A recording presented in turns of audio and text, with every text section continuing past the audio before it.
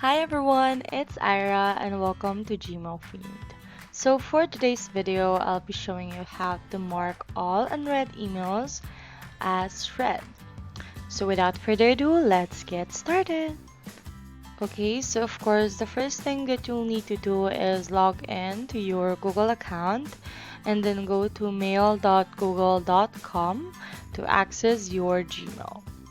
Then all you have to do is click this drop down box and then click unread, and then I have like two options for you. You can either right click and then click mark as read, or you can just simply click this open envelope icon, which is mark as read. And there you have it. All the emails that you have or unread emails that you have is now considered as read. We hope you learned something from this video. If you like this video, please do hit the subscribe button. And also don't forget to check our channel for more videos like this. See you on our next video. Bye!